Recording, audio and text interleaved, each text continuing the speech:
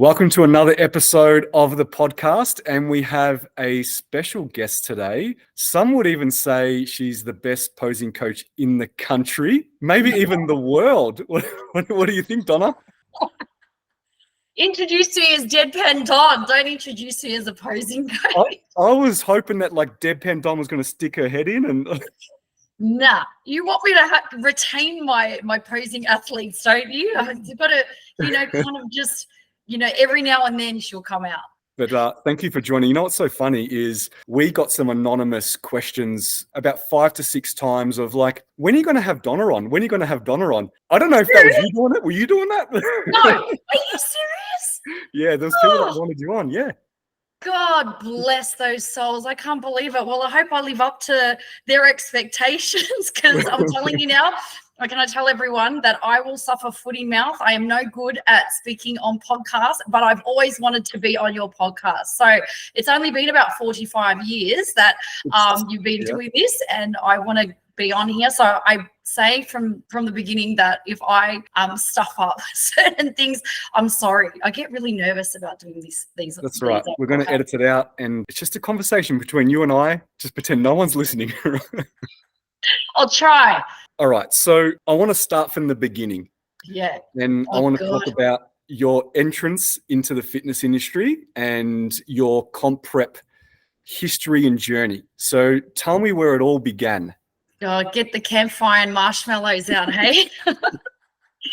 Look, I actually did a little bit of a highlight on Instagram a few days ago where I, had some snapshots of my competition history. So I started in 2003. That was my first time I competed, and it was with the then INBA, which is now formed, ICN, and they're broken away. But it was with INBA, and I started in the figure division. They never had a first-timer division back then. It was just figure novice. Mm-hmm. So I competed in that, and it was just an extension of me going to the gym, having an interest in the gym. I was an aerobics instructor at the time as well, and there was a coach at the gym. I was training at a gym called Bell Street Fitness.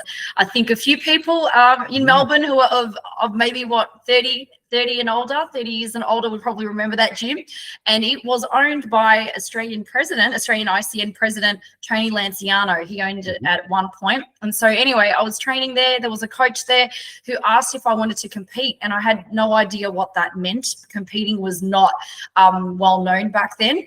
And I was like, what, in chess, basketball? What do you want? What do you mean? Yeah. So, and then I went to my first show. It was, I think it was like a NABA WFF show. It was the first show I ever attended. Mm-hmm. And it was very, I was intrigued. I was so curious. And then from that, I went to another show. I went to an INBA show before I prepped for my own show. And everyone would have known who watched my stories the other day where I said, where I showed that I had done my routine to Footloose. So back then when you could do individual routines, I was like, yeah, this is my chance to show my grapevine, my easy walks, all my aerobic moves. I threw a couple of bodybuilding moves in there, but if I ever showed this footage, guaranteed I'm probably gonna lose some athletes. It's so cringeworthy. It's so bad. But hey, this is how you build your courage, right? You're gonna brave to do something new. Yeah, exactly. So back then, how did you learn posing? Was there posing coaches? Nope, there wasn't posing. I lied. There was probably 1 or 2 that were around at the time, but I actually learned my posing through my coach. So my coach at the time was Tony Haranis, who still competes today. I believe, does he? I think he still competes. I've seen him in recent years compete. I don't know if it's been the last year or 2, but definitely in recent years. Yeah. Definitely, yeah. So he was my first coach. And he competes with ICN, last competed with ICN that I know of.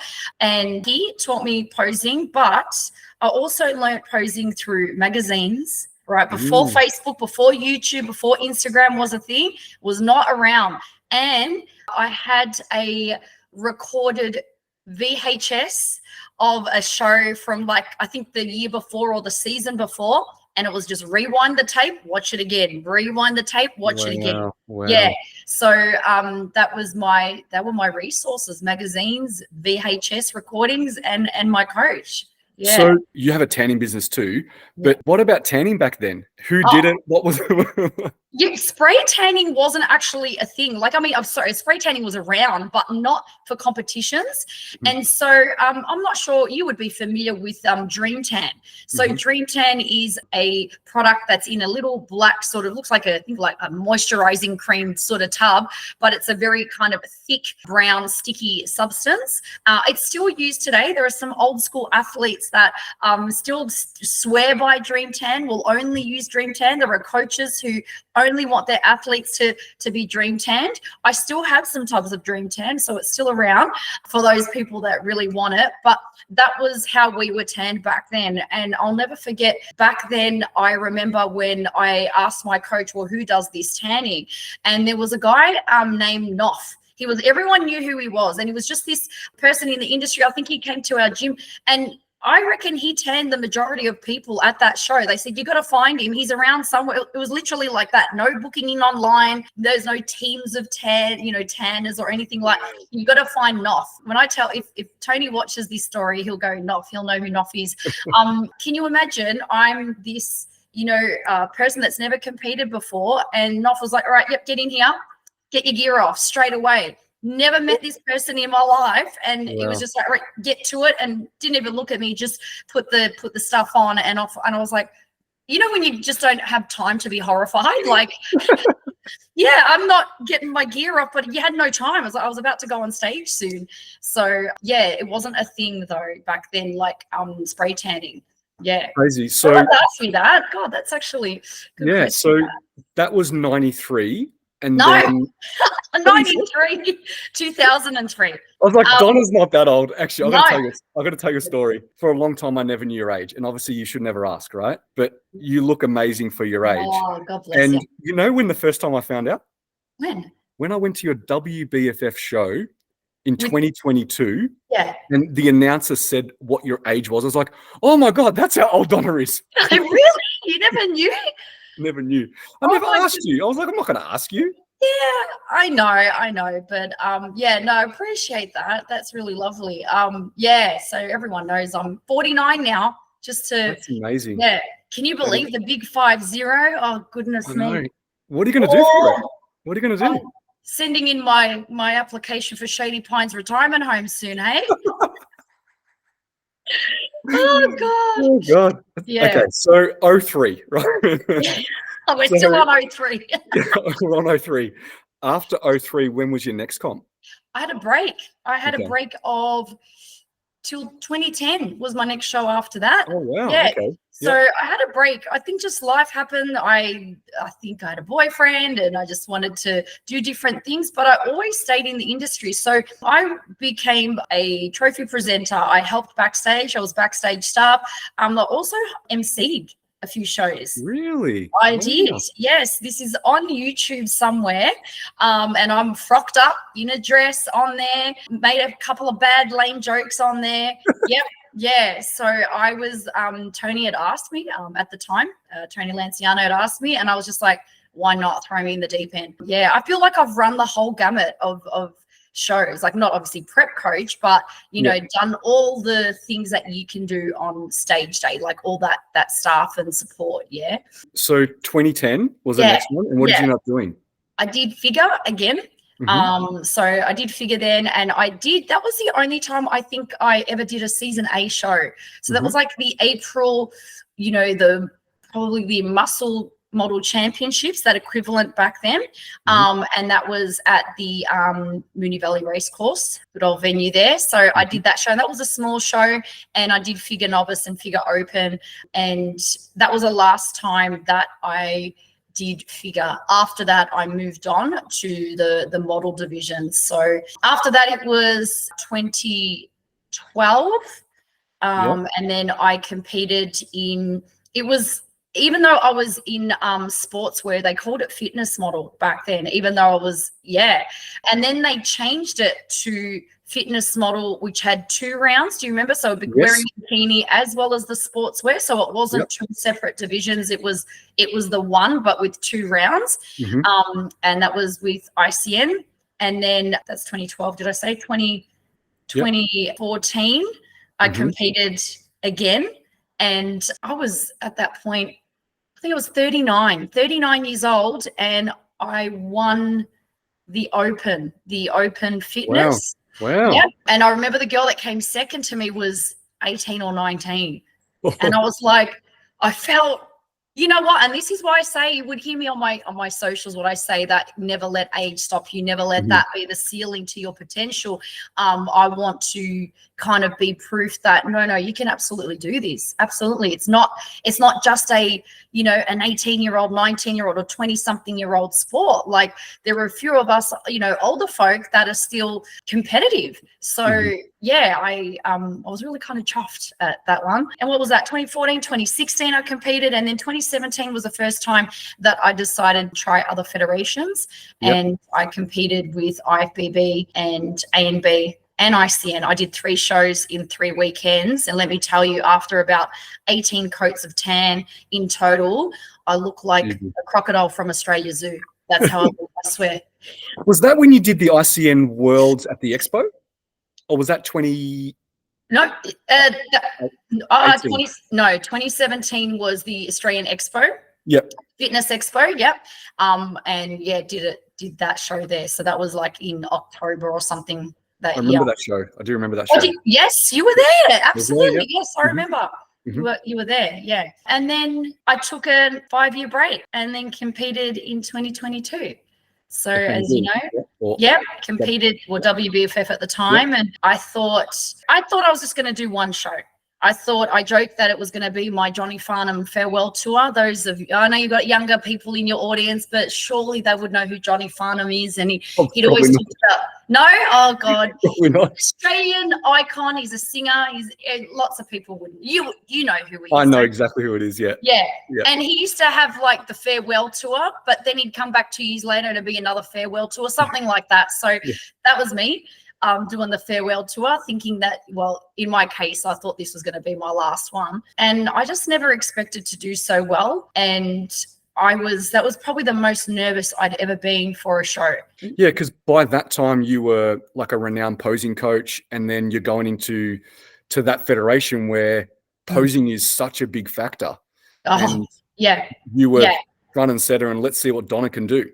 Yeah, I was becoming more established as a posing coach. And, I've said this on my stories as well, that I got messages from people that were saying, it's in the bag, you've got this. And I was like, do not say that to me. Like, that's, wish me luck and say, you're going to look amazing and stuff like that. But to tell me that you're going to win, you've got this, like, that is the absolute wrong thing to say to me. I didn't. The pressure I had felt, like I used to use a sleeping app, and that sleeping app picks up, when you snore, it picks all that up. And leading up to that show, I don't really sleep talk, but I have done it over the years. There was one point at 3 a.m. It was like I was the devil or something. I was like, you've got to nail this. You've got to nail this. How did that? I could not believe it. And I Have you got that recorded? Have you got that recorded somewhere? It's not any, like, it stays for like 100 days. You just got to, I promise you, it was like 3 a.m. and I'm like, what's that noise? Like, what's that? I had to listen because it's not snoring. Yeah. Because it said talking at 3 a.m. or something. And all it was, you got to nail it. You got to nail it. And I thought, what the hell was that? I don't think I've told anyone that story. That's how much it was like ingrained in my head. I was in the car doing hand movements. I was in my shower posing, but like you all know, I pose in my shower anyway. When I'm cooking, obviously practicing, dreaming about it. And I don't know, maybe that all helped in the end because I was just so consumed by it. Because you did, was it the April or the mid-year show? Which one was it for the first WBFF one you did? The August, which was a Sydney show at the time. It was the mid-year one, the Sydney one. And then you went to the Gold Coast at the end of the year, right? Yeah. I thought that was going to be it. And then, Jimmy, my coach, was saying, you've got to do Gold Coast. And I said, do I? And he's like, yes, you've got to do it. Like, give it a go. Like, you've done so well, why not just finish it off? And I thought, another 11 weeks. Okay. All right. Yeah. And so I did. But then it was stark contrast to the approach that I had for, and I mean mentally, the approach that I had for the Sydney show to the Gold Coast. I was gung-ho. I was like, yep, bring it on. I want this so bad. I really want my pro card. I want to do this. And there was not a hint of nerves, like none at all when I was on that stage. So quite a difference to the first time. I felt like, get the cobwebs out of the way, just do it. And then, doing so well. I never expected to do so well. And then I thought, yep, now this is like clear run for me to go ahead and really go for it. So, and you got your pro card in that show. And I got my pro card. Yeah. I remember backstage before I went out on stage, and in that lineup, so it was in the over 35s, there were 35 of us. So it wasn't even split into height classes or anything. There was 35 of us. And I remember standing there. They had us kind of standing in a very like a snake-like formation to try and fit us in. So we were all in an order. I was standing there thinking, there are lots of beautiful women here, and some of them just want to get out on stage. Some of them want their pro card. Some of them want to win or whatever it is. And it's like, I know what I want, and I want to bring a performance and an energy to that stage so that the judges look at me and think, yep, this is our person who can best represent that bikini division and represent our federation. So, yeah, it was such a proud moment for me. I don't know if you've seen footage of me when I did win. Yes. And, the deadpan came out. I couldn't help myself. I'm like, all right, I'm in a pretty dress and it's taken a village to get me to look all glamorous, but part of me just went, I can't. I have to let it out. Yeah. So I was just like on stage. And then you see this photo of me going like that in the middle of that. I should post it. I've got it somewhere on my page. You should definitely. Yeah. Yeah. Definitely. So, yeah. Amazing. So that was the last comp you've done.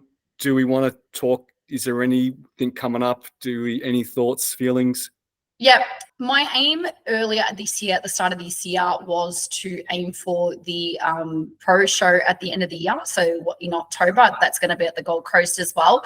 But because of, the stuff with the new studio and just personal stuff with mum, I had to take that, kind of backward step or just take a back seat from prepping. So my intention is to compete next year. So FMG will be holding the Worlds here in Australia, but it does mean that I need to qualify for that show. So I would need to do a qualifying pro show, which means I'll need to go overseas to do a show before I can compete at the Worlds in Australia.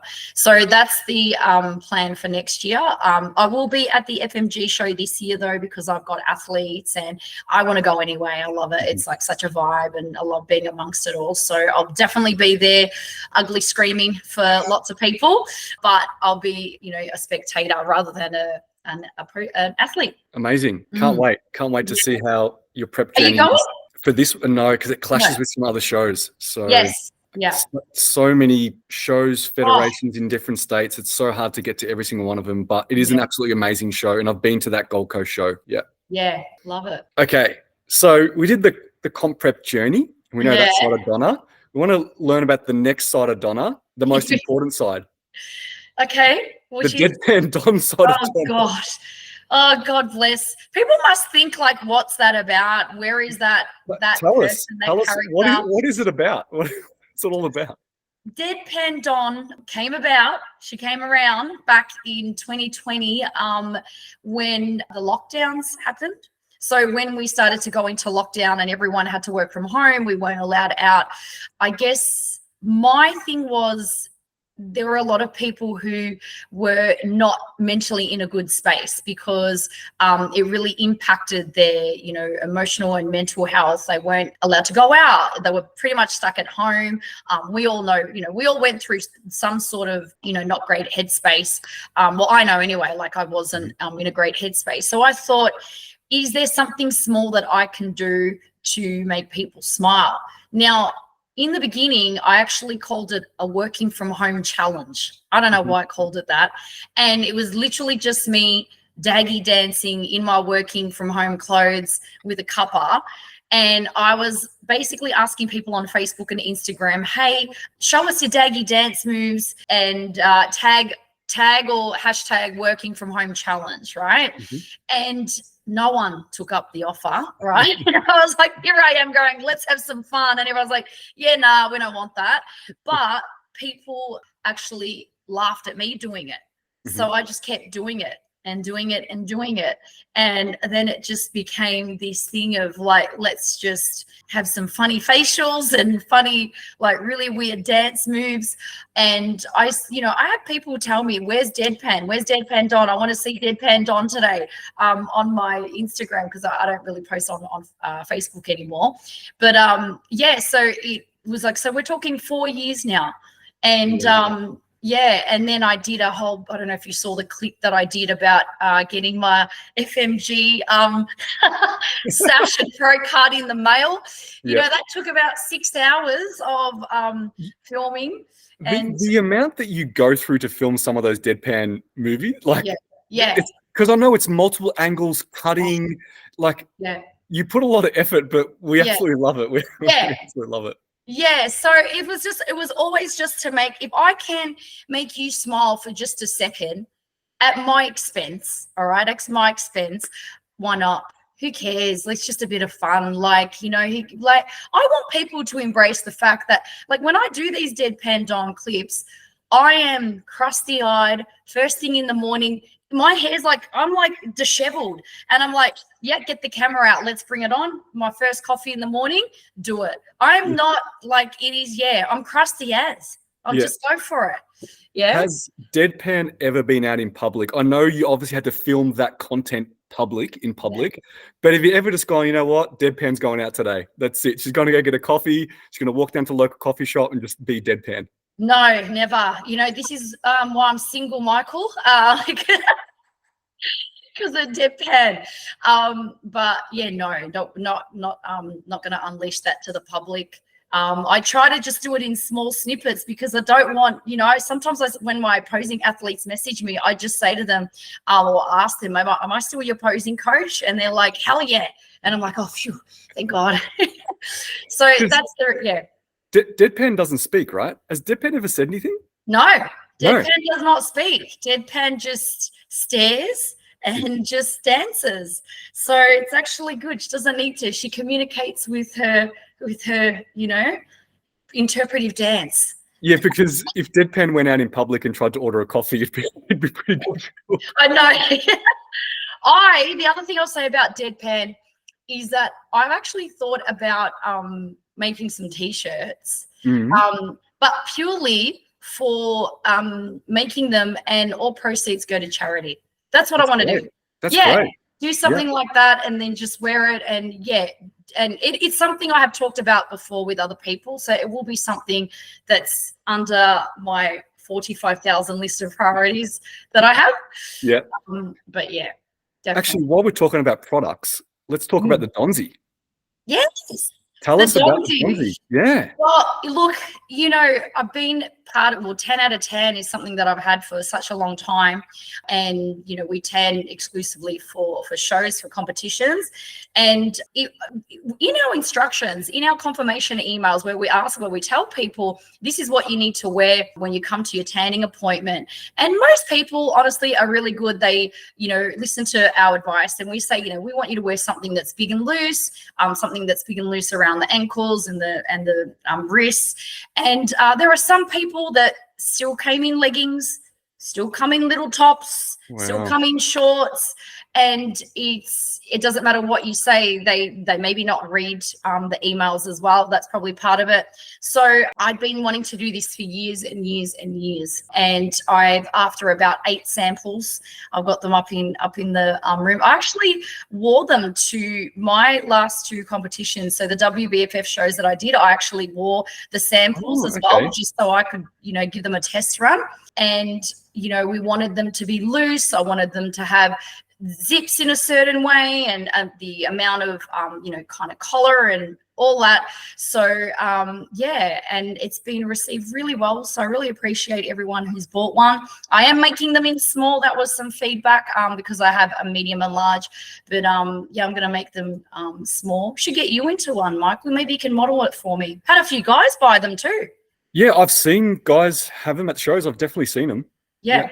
for sure. Is that a yes? You can model some It's not a yes. It's not a yes. No. Oh. You know I'll do it if you really want me to do it. No, it's all right. I'm having a beer. Kombucha, by the way. It's not a beer. It's not I haven't cracked one open. It's just a kombucha. All right. So how do they get a Donzi? Just is it on your socials?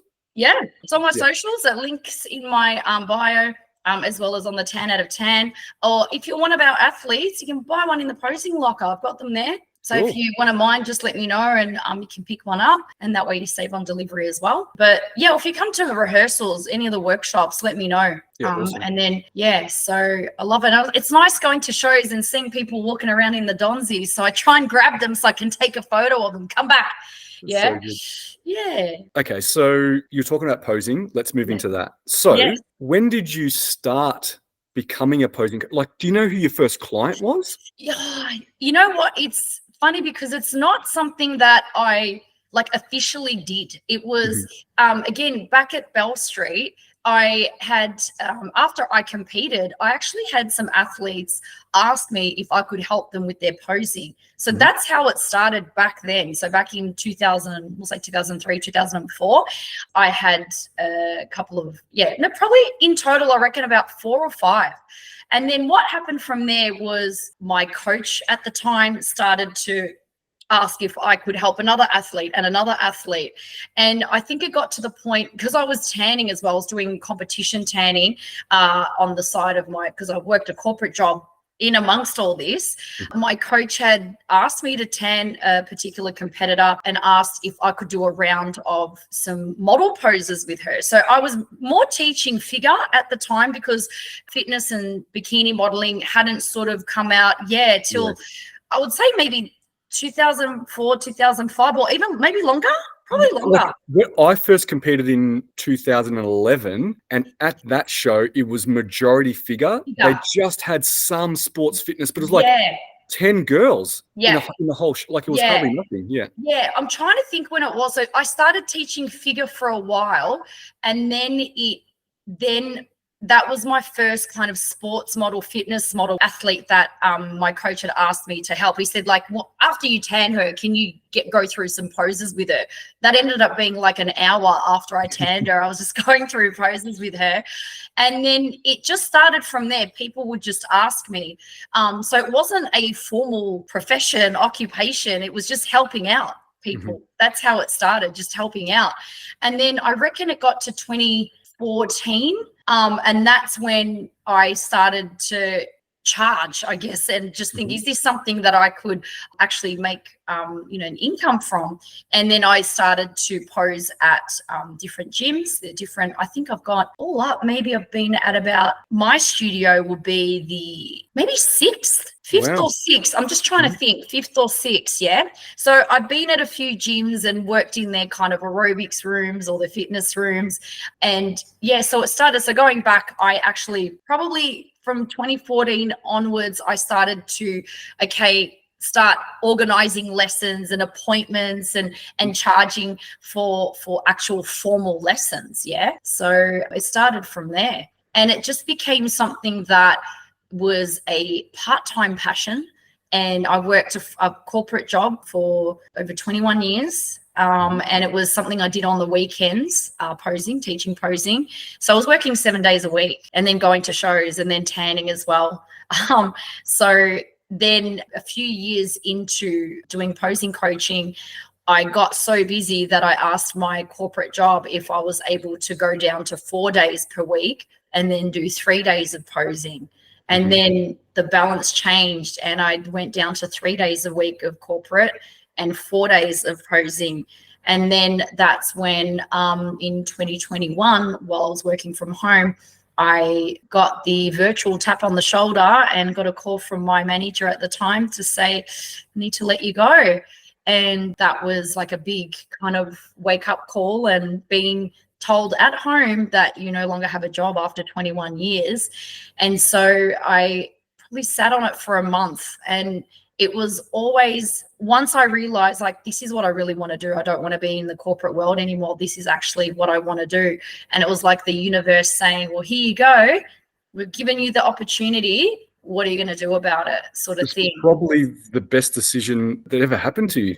Yeah, it Yeah. was. It was like the silver lining. I think for a month I just sat on it and I was like, what do I do? I was talking to friends and they said, Donna, this is your dream. You've got to go for it. You've got to go for it. And I was so scared because I think being with a corporate job, it feels kind of safe. You know, you've got that income coming, that regular income, and that's how I felt anyway. Yeah. So to do this on my own has been massive, massive.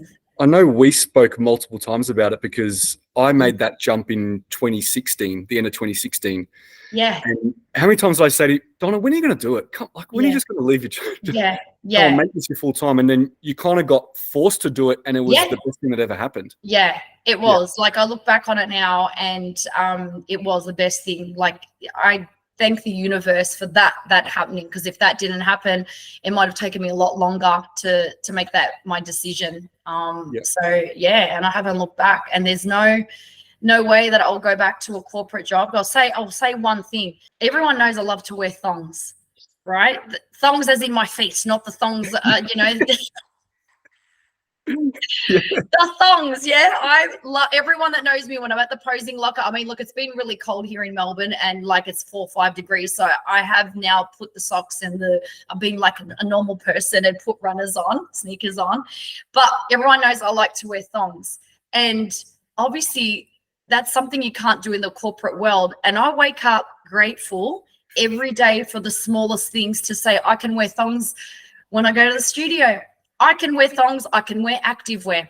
Yeah, like I could never do that. And it's funny because in the corporate world, when I was working, I used to be at my desk on my computer and I used to take my shoes off because I just didn't like it. So it was already telling me you need to get into something that allows you to take your shoes off and or wear thongs. So yeah, I'm grateful I get to wear thongs every day. Yeah, I was the same. I was in a suit and tie every day for 6 or more years. You know what I mean? So now. And did you do it?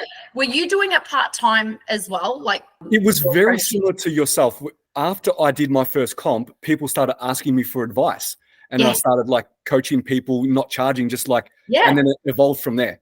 And then I was doing it kind of part-time as I was doing full-time work. And then I thought, I think I can make this my sole income and my sole career. And then I made that switch. So it was very similar to you, except I wasn't forced out. I decided to make that change.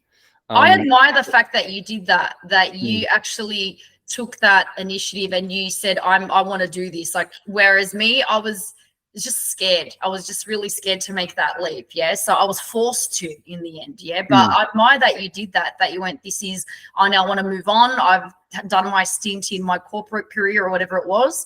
And now I want to pursue this.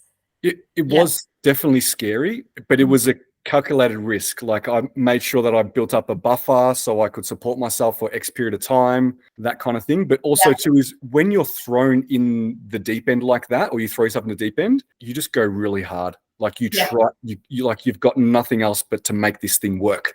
Otherwise, you're finished. Yeah. So same thing would happen with you. But the thing is, you had already built up to be known that you were good at posing, and you already had clientele. So for you probably hit the ground running pretty easily. Yeah, especially for the fact that you had already transitioned to a couple of full-time days a week that you were doing posing. So you were kind of already halfway there. So to make those other days full, it wouldn't have been hard for you. Yeah, it wouldn't have been hard for you. Yeah. So then, since then, obviously you're being super busy, and then you opened a posing studio. Yes. So that's been recent. Tell us a little bit about that. Yeah, so as I was saying, I have probably worked in about 5 or 6 different spaces up until this year. And everyone knows I was at the old posing locker, which is not far from the new posing locker. And the lease ended at that studio, which meant I needed to find a new place. And I had been looking at, as you know, I was looking at lots of places, and it's really hard to find a commercial space that is the right kind of configuration with the right terms, all of that, and in the right area as well. And this was just hot luck. This was just another one of those things where I was looking every day and I found this place and I was like, geez, that's not far from me. And I was finding it really hard to find a studio in a location near where I live. And this just came out of nowhere. And it was actually not advertised by a commercial agent. It was advertised by the owner. And rang the owner, said, can I come down? He wasn't there, but I said, I want to have a look at the space. And I went in and said, this is it. This is it. I can see what I can do with this space. And then I think that was the Friday. And then on the Monday, he said he'd be in there. And I went in to meet him. And we talked for about an hour. I had a friend come with me as well. Talked for about an hour. And I'm part Australian. God, I had to think then. I'm part Australian, part Malaysian. Yeah, I'm half and half, right? And he looked like he was of Asian descent. So I thought, I'm going to say something about, I'm going to play the Asian card. I said something like, I just went, what part of Asia, like, are you? And he said he was Malaysian. And I went, done. Say no more. Anyway, after we talked and, swapped stories about culture or whatever, he literally gave me the keys before we even had the contract signed. And I went and made a copy of the keys. And then obviously, the rest is history. And then that was in March. So it hasn't been that long. Mm-hmm. And yeah, I'm almost finished. And a lot of people will know, especially our athletes and yourself, that no one's taking photos in there at the moment.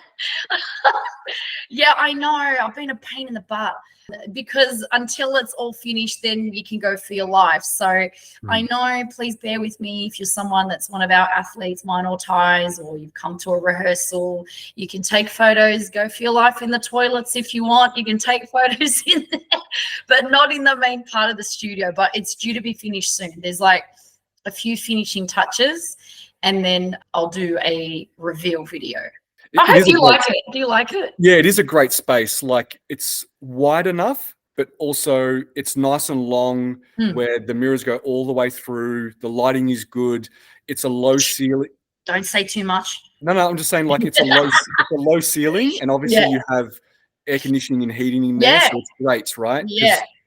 People are coming in posing in potentially what they're wearing on stage, so it's not much.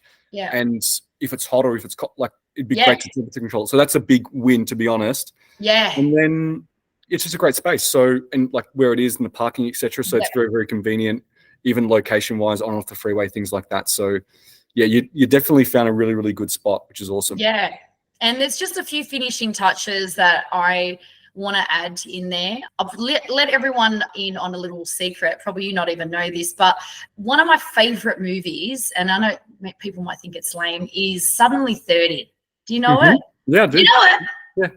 Yeah? Yeah. It's got Jennifer Garner. It's a really old movie, Suddenly 30. And there's a scene in that movie. And so there's a scene in the movie that I absolutely love. And the way that I've interpreted it, I have kind of put that sort of feel in the locker, if that makes sense. That's the aim of it when it's finished. Yeah. So it's just that, and I'll probably, when we do the video, I'll explain it more, but it's just a small scene and it resonated a lot with me. And when I opened this space, I thought I want a bit of that type of feeling in that scene in the locker. So you're gonna have to let us know what that scene is, or when you make the reveal, maybe put that scene in. I don't know, but yeah, look, tell us what your vibe is.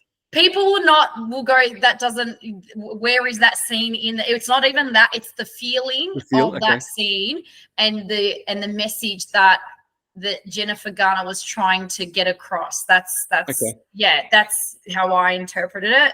But yeah, it really resonated with me, and that's the type of feeling that I wanted to have. So it hasn't finished yet. You haven't seen the other bits that I'm going to do. So yeah. Looking forward to it. So obviously got into posing, full calendar, opened a posing locker, running out of spots, can't pose everyone. So you brought on a posing coach, or you trained up a posing coach. So talk to us a little bit about Ty, your posing coach that works with you, and basically made her into a mini you. Yeah, absolutely. So Ty, for anyone who doesn't know, is a pro bikini competitor as well. And she has competed in, God, she's probably going to listen to this. I think she's competed across 4 federations and has won and placed them and all, and obviously got her pro card with Miss Fitness, and then competed last year overseas as well, and also won the bikini, I think it was called the Fitness Universe or the Bikini Universe show. I was actually watching it. I was watching it online while I was at a cafe, and I'm watching her live while I was eating, because obviously the time difference. But yeah, so her and I had a conversation in the middle of 2022, and that was actually at my WBFF show. So we had a chat, not at the show, but in Sydney. And you know, if you've met Ty, you would see what a beautiful soul, beautiful person, beautiful soul that she is. And more than anything, I feel like that is what I want from, you know, as someone that's going to be side by side with me in the posing locker. Like, that's really important to me. She has such a warm, beautiful, soulful heart. And when she said that she would love to do something like this, we started in December 2022. So it was 10 months of training, and it started off with Ty shadowing or watching some of my lessons. I think you've even come along to some of your athletes' posing sessions where Ty was sitting in and watching me teaching. And then it was, you know, teaching her one-on-one. She would come regularly to my studio, the old posing locker, and we would, you know, sit there and I would tell her what the structure was, how I wanted things to be taught. And there were even times when we would meet at, it's funny, we'd meet at cafes, and she would have a notebook writing down notes as well. And even now when we catch up, if we're at a cafe, if we're not at the studio, we'll actually be like, I'll actually get up off the seat and we'll start posing in the cafe and go, no, you're going to do a transition like this, or no, you like literally. And these people are thinking, why are these people moving around like that? Just sit and have your coffee, you know. But it happens. Like, we get up and she'll start doing some so that happens. So yeah, after I taught her the structure, how I wanted it, you know, layered, lesson after lesson, then it was time for her to teach. And then I was watching her. So then I kind of said, all right, go forth. You're going to do it on your own now, sort of thing. And that was a almost 10-month process from December till October. And it wasn't, so we're talking from October last year is when she started to take on athletes herself. And what are we now? We're June. And this morning we had a mentoring session, her and I. So we meet regularly. Even now, so that we talk about, you know, different ways we can pose or transition, or different cues we can give for whatever it is, because as I always say, you're a student for life. You would think the same as well. Like, we never stop learning. So I think I want her to keep evolving and keep getting better. And we both kind of like collaborate together, you know. So yeah, I love her. She watches this. I love you, Ty. Absolutely love you. I struck gold with you as a friend and as a posing coach. So yeah. Yes, she's absolutely amazing. And I understand that you've built up a reputation, you've built up a clientele and an image, to then have someone, you know, represent that image and represent that brand is a big decision. Yeah. And then, you know, having to hand over some of the reins to her is a big decision. So I understand that you really wanted to pick the right person, which you did. Yeah. And also you wanted to make sure that you spent time training them to make sure that they were going to be able to teach your methodology and make sure that they'll be able to produce a Donna Atkins posing client, right? And you could be proud of what they present on stage, them being taught by Ty. Yeah. So I totally get it. That was a really, really long process. And I've sat in on her posing sessions with, she's actually coaching majority of my clients for season B, to be honest. Oh, wow. Yeah. Yeah, she is. And she's absolutely amazing. She is like a mini you, but she puts her own spin on it, which you would expect, right? I would say that I make the joke that, like, I crack the posing whip, but she cracks the posing with a layer of honey. Yeah, true. It's true. Yeah. With a layer of honey. That's where she's so at the end of the day, as long as the structure and the layout of the lessons is there, the fundamental information is there, I want her to deliver it in like naturally in the way that she would want to. Yeah. So the information is there. She's just got to give it in her natural way. So yeah. And I, like you said, I want people to trust and have faith that when they're being posed by Ty, they're getting exactly, you know, my methods. There's no difference. And this is, you know, why it's taken so long and why I'll continue to mentor her and train her. Yeah. So I just want to see her anyway. But yeah, I will continue to mentor her. Yeah.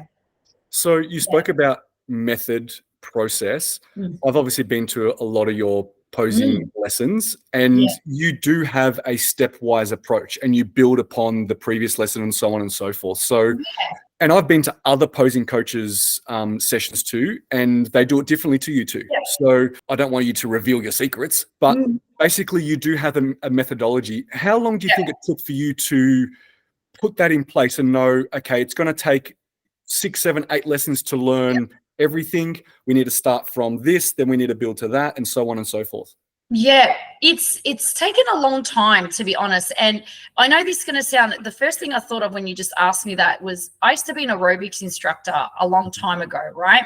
And in being an aerobics instructor, especially being a freestyle aerobics instructor, you have to give a lot of directional cues and very quick, easy to understand, you know, information, because it's very fast. They're kind of moving and, you know, they've got to do stuff on the go. They've got to change movement on the go in a 1-hour class or whatever it is. So I'm big on giving, you know, directional cues and easy to understand, breaking things down. So that's where I think it came from to begin with.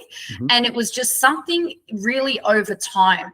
And so you will even notice, like, I'll say things where I have a time frame that you must be no more than 16 weeks out from your first show to start posing with us.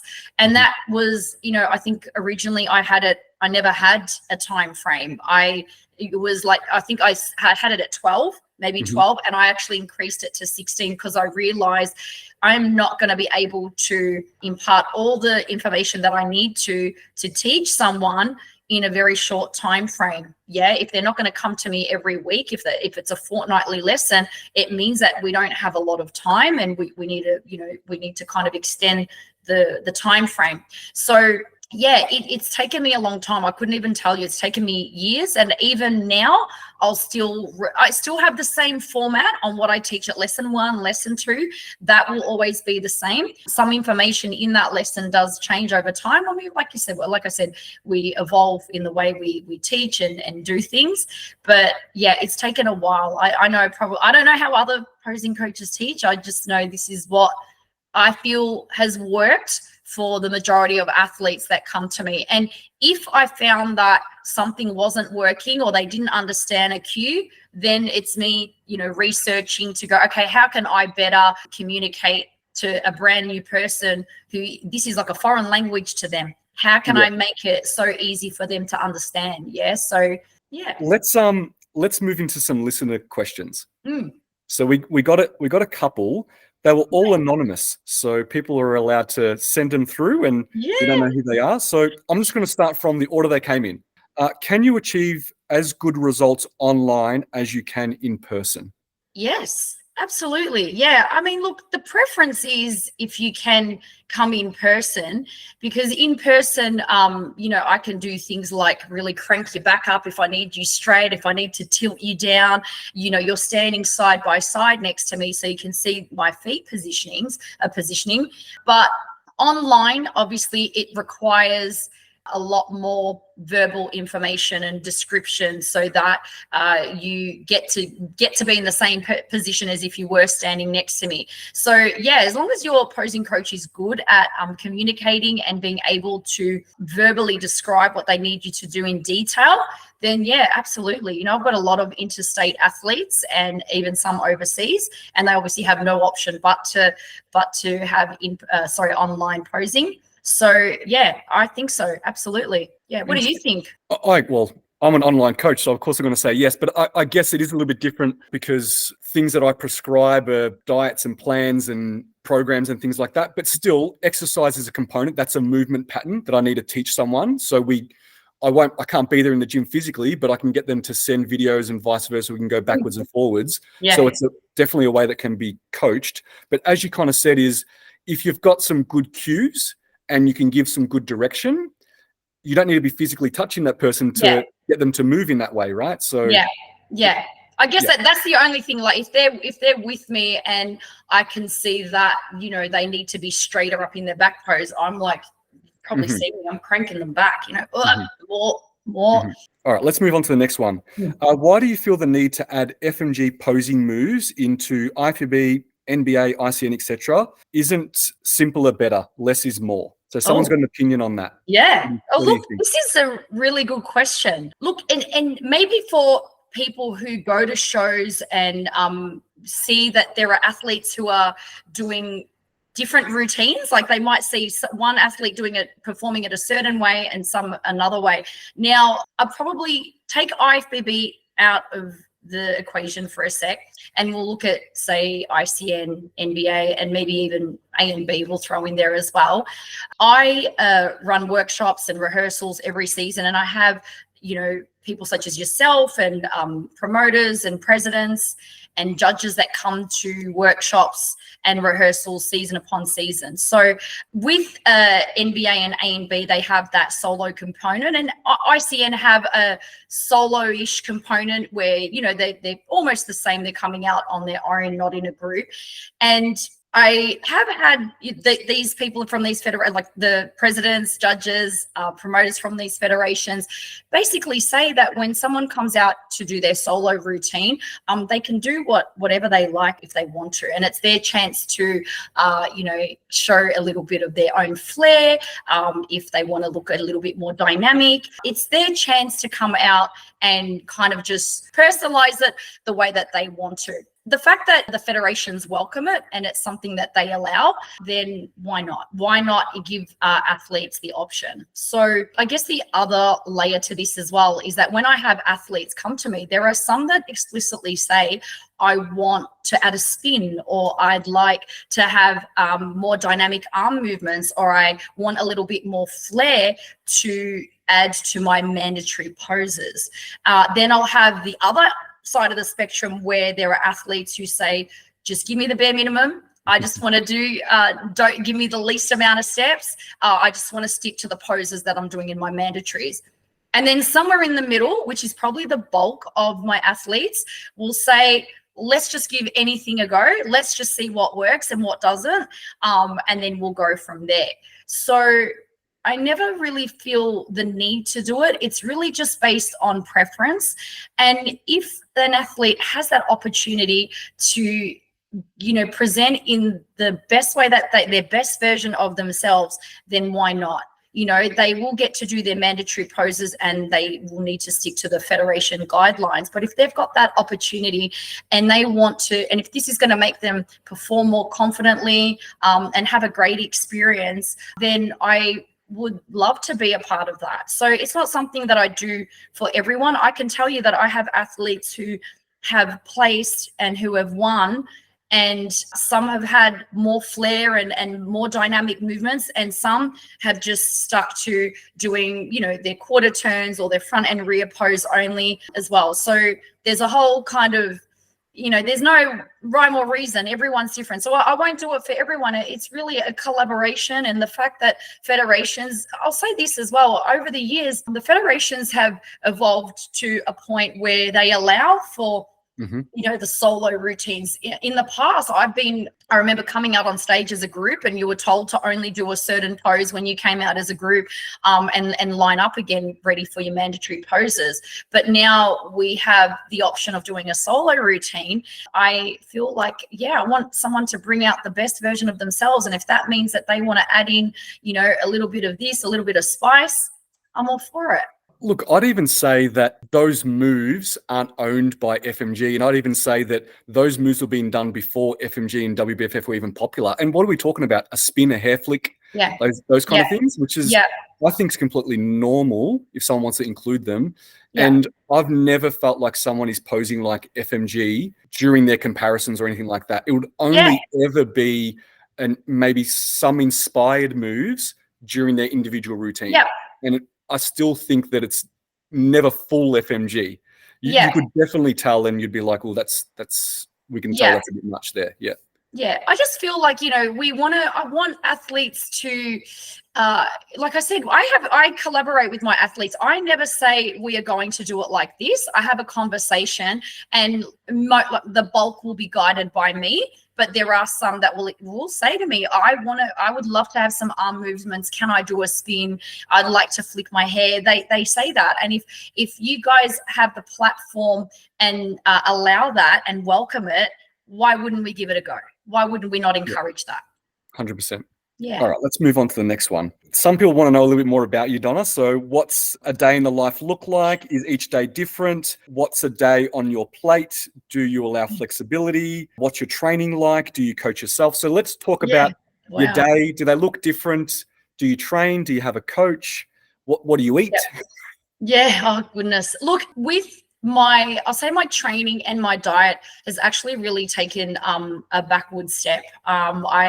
Because of, the studio, and I think I touched on earlier about my mum and that sort of thing, and that I'm booked out this season as well. My priority has been on all of those things. Yeah. So I have to, you can only, as I say, what's that saying? You can do anything, but not everything. Mm-hmm. Yeah. So I want to be a little bit more kinder to myself. And I have, my training has, I reckon in the last 3 months, I've probably gone to the gym maybe a dozen times. Yeah. So it's not been that great at the moment. I'm sure there are other people that have had that situation as well, where they've just gone through a period where I just can't do it, can't get to the gym. And that's okay. I want people to know that that's okay. I know that the time will come when I will have that time again once the locker is finished. That's one kind of stress and challenge out of the way. And then I can make time for having regular sessions at the gym again, and obviously being able to meal prep consistently, and get back into it. So, I do have a coach, and my coach is Jimmy from Team Rise Above. He's been my coach since 2016. He's more a friend, I would say, as well as a coach. And he's coached me for all my shows from 2016. And when I get back into, regular training sessions and looking at locking in a show, then I'll have a lot more like contact and communication with him. So training and dieting has taken like a back seat for now. A day in the life, what was the question? A day in, what do your days look like? Are they different? Look, Mondays and Tuesdays, I'm not in the locker. So that's why, today I did a lot of running around outside of the locker after meeting Ty. So like I said, we had a mentoring session. I try and get like my Bush Creek nails done. Everyone knows I get my Bush Creek. Haven't had them done in a while. You should see they're pretty shocking at the moment, my feet. So I try and get like the beauty stuff done as well on a Monday and Tuesday. And, if I've got to make a Bunnings run or an Office Works run, something like that. Wednesdays to Sundays are posing locker. That's what I do. And obviously get back to people that have sent me check-in videos as well. I try to do that within 2 days of receiving their video. And then I'm pretty boring now. Like I don't go out. I really stay home. I never used to watch Netflix that much, but now I've started to, get into, what was the last show I watched was Baby Reindeer. I think that was it. You watched that? Yeah, I have. Yeah. Oh, it's crazy. Yeah. Yep. So that was the last thing. But I'm pretty boring. Like I really just hang out with my friends, go out to eat dinner with them, go for a steak. But that's pretty normal stuff. I don't think it's boring. Well, for me, that's normal. Normal. Yeah, I don't go out. I don't do anything. Yeah, I like to try and take, like I'm going to Bali in 5 weeks, and that's just a solo trip for 5 days before the tidal wave of shows, roll in. Do you want to tell that story about the trip that you went on and you were in the hotel and there was no guests? Oh my goodness, the creepy hotel. My God, that was, I'll share that on stories again. So I stayed at a hotel in Thailand because I have a friend that lives in Thailand, and this looked like a great hotel. And I looked it up, it was 232 rooms, right? So it was a decent sized hotel. And it wasn't, I just chose the wrong hotel, because now that I've been back to Thailand, I now stayed like on the main street, but this is the first time I've been to Thailand in about 16 years. And I stayed at this hotel. There was no one there. I thought I was in a movie. Yeah, like I'm talking, I would have breakfast in this I reckon you could fit like 200 people in this like breakfast room, and there was no one. And I thought, why have they got the buffet just for me? Like it just, I couldn't. I think the most I'd seen was about maybe 7 people in total, like at the buffet, and it was like a full buffet. And I thought it'd just be easier to cook for room service. Don't even worry about, putting on a spread. No one in the pool. I'd be the only one in the pool. I'd come home from like my, going out to an early dinner. There'd be no one except the receptionist and a security guard. Like when you can echo, you can say something and it would go, hello, hello, hello, hello. It was like that. It was like that. You made an epic video of that whole experience. It was amazing. The video you did. Oh. Should I share it again? You got to share it. It was so good. Yeah.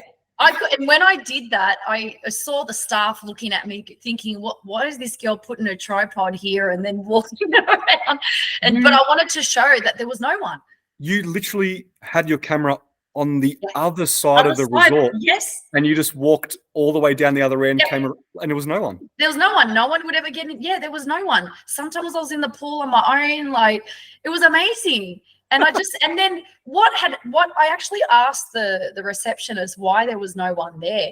And she said that it was low season. So it was July, which she was saying that most people would come in November and December because that's European winter. So they would all come down then. But June, July was just hot. Like I was sweating. Like I was sweating behind my knees. Like, do people sweat behind their knees? Like that's me.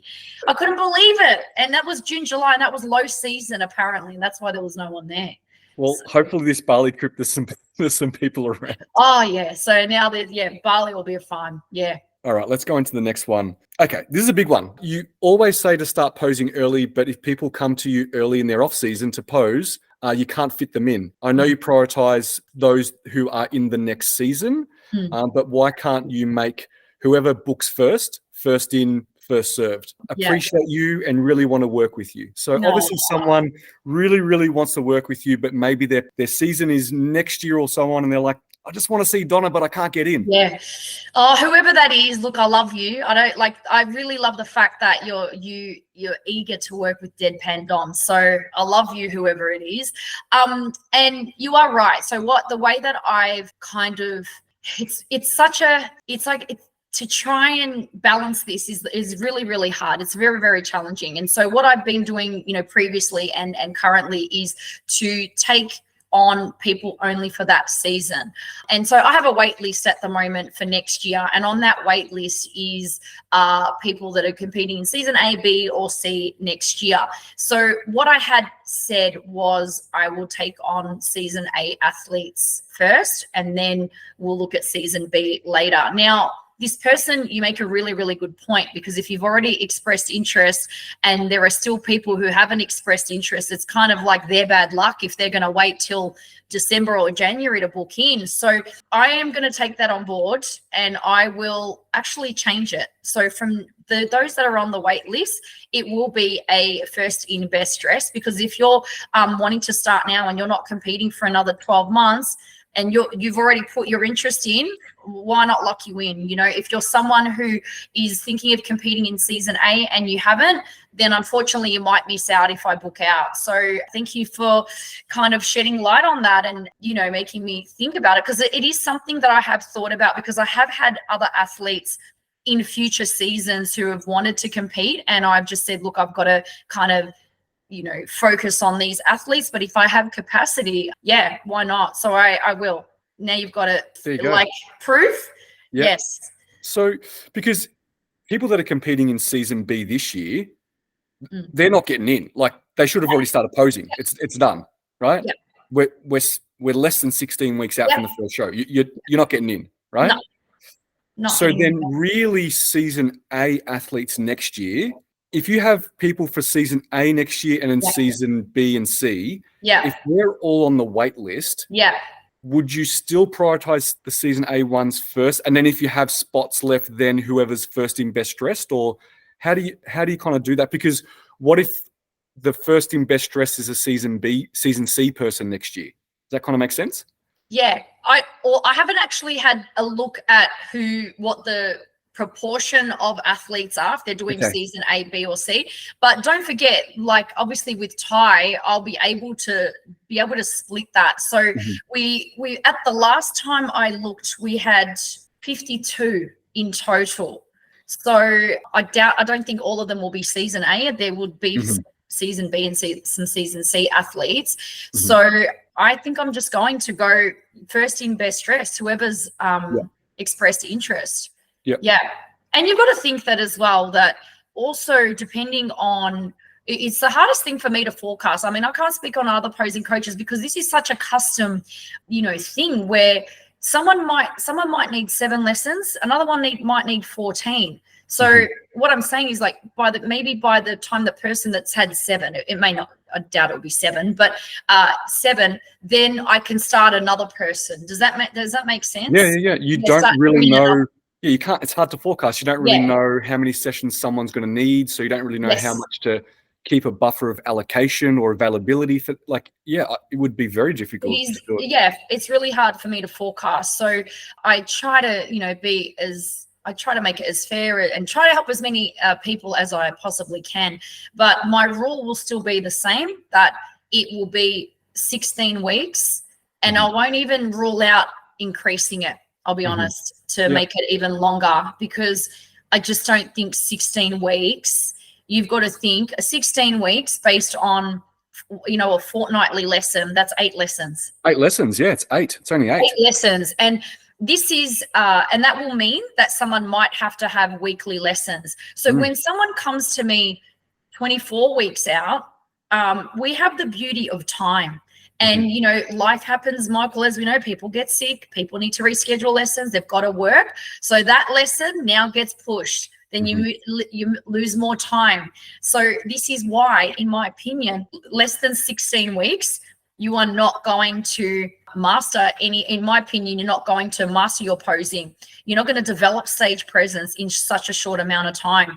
And myself and Ty are exactly the same. Like, we want to bring out the best version of you, and we want you looking confident. We want you looking, incredible on that stage. And I don't believe that you are going to be able to, look that way, look confident in 16 weeks. It's just not going to happen. Yeah, that's my opinion. I've done this. This is why I say, after observing how, some athletes, I've had to say, imagine if there's 16 weeks and they now have to have extra lessons. It puts pressure and stress on them. They already have maybe lowered calories, got to do more steps, and now they've got to add in more posing.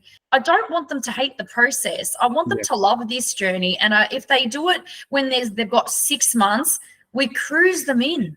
Cruise them in. We've got time. We've got the beauty of time. I don't want to, it's like studying for an exam. You can't just cram your studying in like a short amount of time frame. It's not conducive to your poor brain to be able to absorb this foreign information. Yeah. So it is a foreign language. It is a foreign language posing. So especially some of the language that you use.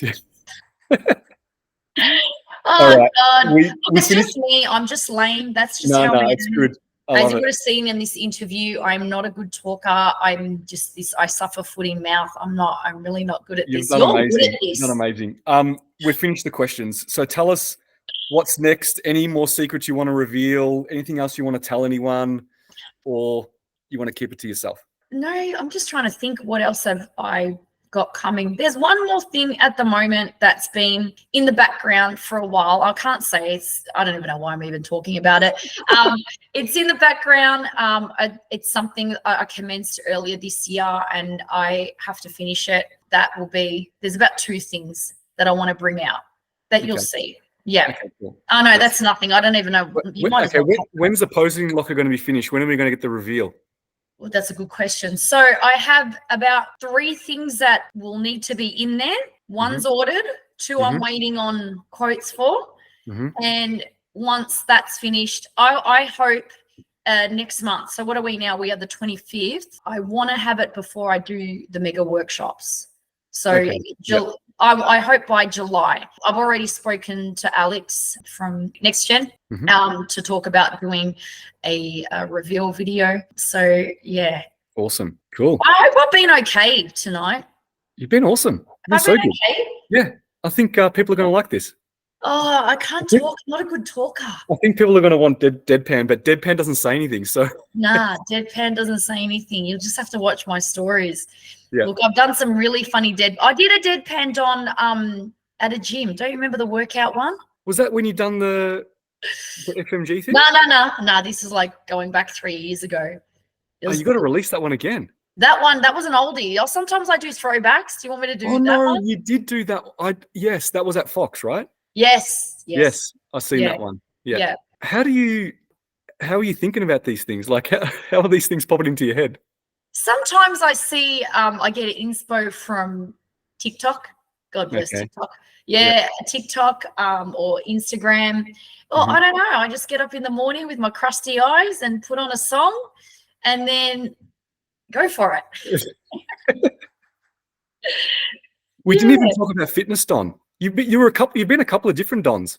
Fitness Don. Oh my Lord. Are you talking about when I Is Don is good? Yeah. Yeah. Oh my goodness. Oh, how did you remember that? Yeah, that was the first Don, wasn't it? That was the first Don, the Fitness Don. And then there's OODIE Boss, but that's not a Don. That's another character. OODIE Boss, it's winter. Why isn't OODIE Boss coming out? Oh, okay. All right. OODIE Boss coming out. Yeah, true. All right. I've got to do some videos. More work for me to do, more recording. I know, more recording. I remember when you got an OODIE, because you're like, are they good, Michael? Are they good? I was like, just get one. You're gonna got like one. it. No, remember you were asking me about it. Yeah. And you're like, are these OODIE things good? I'm like, just get one. That's good. Oh, they're amazing. They're fantastic. Yeah. Where was I today? I think when I was with my mum, I can't remember if we walked into, there's just people just wear them like at Office Works, Bunnings, like they just, yeah. I went out with a friend for lunch the other day. Oh no, dinner, just like and I actually said, look, I'm wearing a tracksuit. I'm not dressing up. She goes, I'm wearing a tracksuit too. So I felt, okay, I'm in good company here. Yeah. And this guy walks in with like an avocado hoodie. And I'm like, are you joking? And I felt like $1 million after that. I thought I was at the Oscars with what I was wearing when I saw him in his avocado hoodie. Like, what is that? Brother,